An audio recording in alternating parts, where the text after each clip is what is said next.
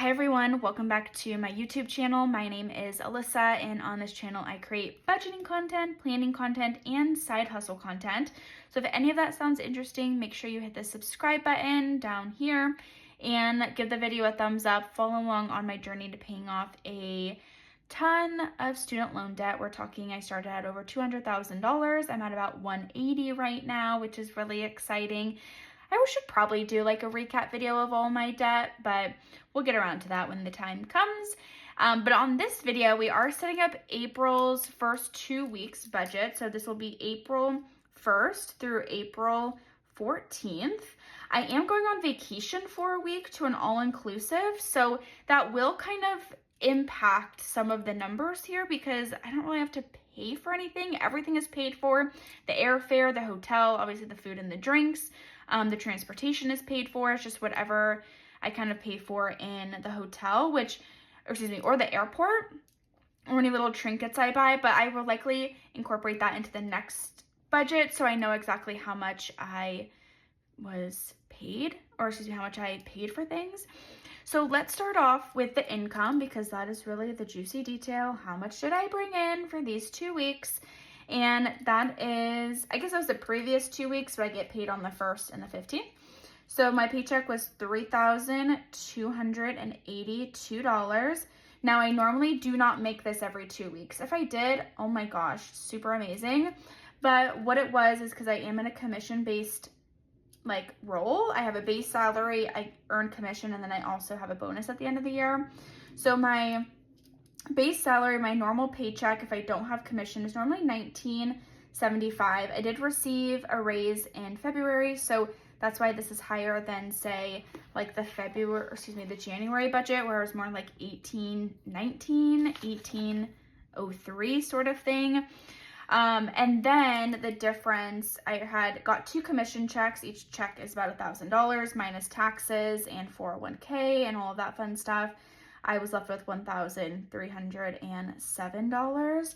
So you add that up and it does equal $3,285. So we've got that. Then we have side hustles, which is I host trivia, and that's $146. And then payback, we actually don't have anything, and savings is also 0. So handy dandy calculator, which is always linked below, by the way, if you ever want super simple calculator, it's under $10, plus 146 equals $3,428.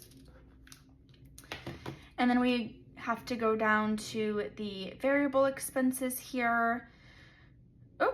Fixed expenses. So we have rent, which is going up a little bit for me because one of my roommate moved out, and her and I split the extra bedroom together, which, guys, it's not actually that much money every month. It's like $60. So we were each paying $30. I was using it as an office. She was also using it as like an office/storage, but she moved out and I'm taking over that entirety of the $60 for an extra $30. So instead of paying basically saving $400 every month, every paycheck, I'm gonna save $430. And then utilities, our utilities have been super high recently, so I'm gonna save $125, even though that's a lot. That's very conservative saving, but I don't wanna have not enough, you know what I mean?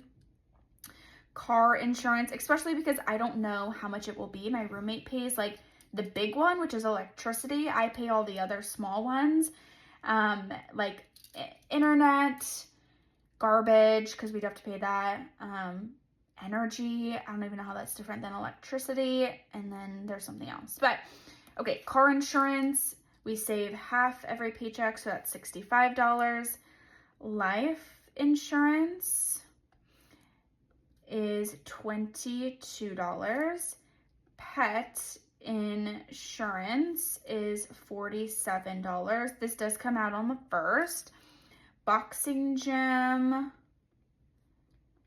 which is self-care category, that's $93. I save half every paycheck.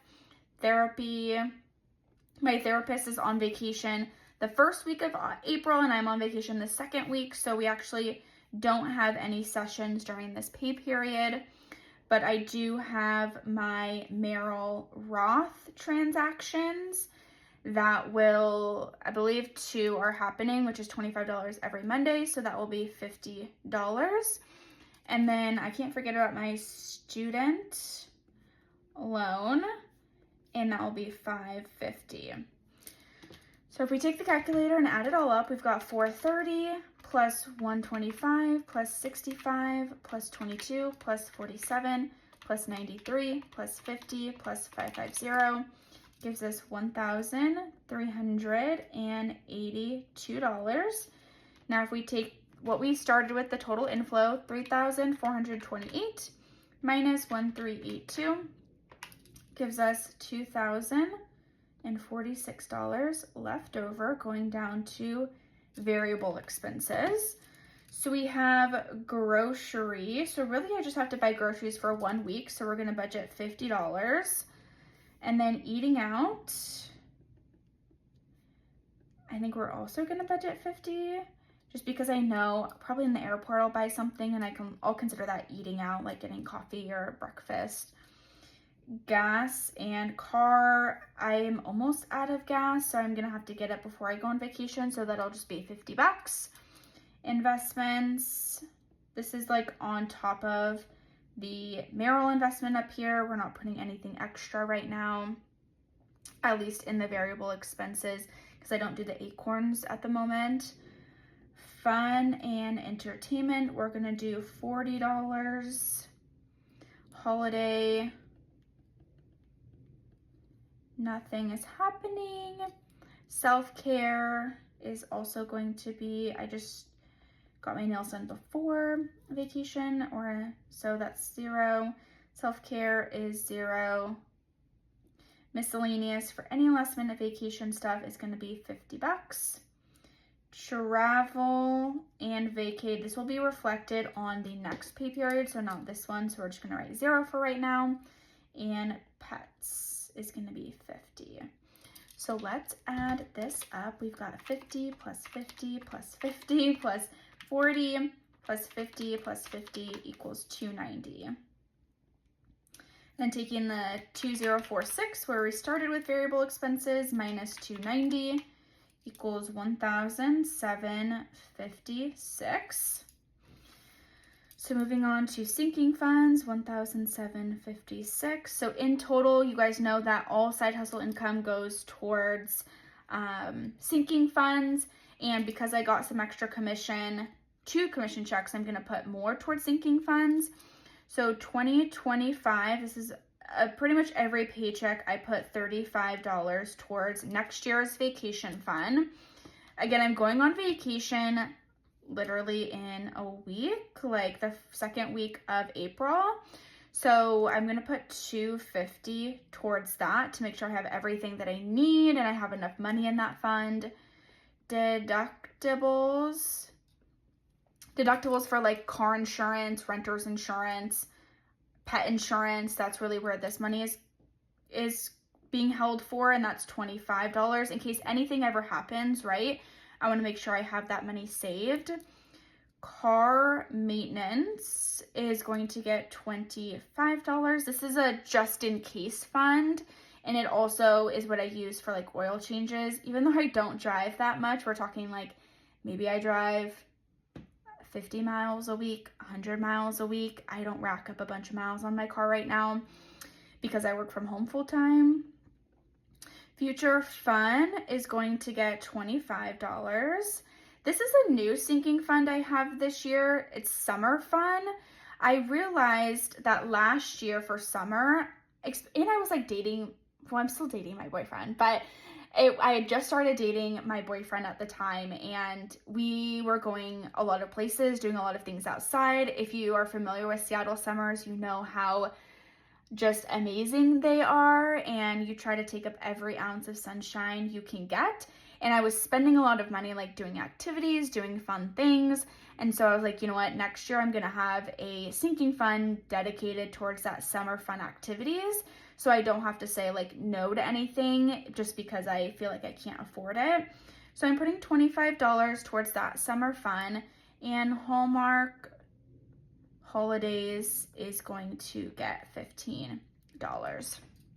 So adding that all up is 35 plus 250 plus 25 plus 25 plus 25 plus 25 plus 15 is 400.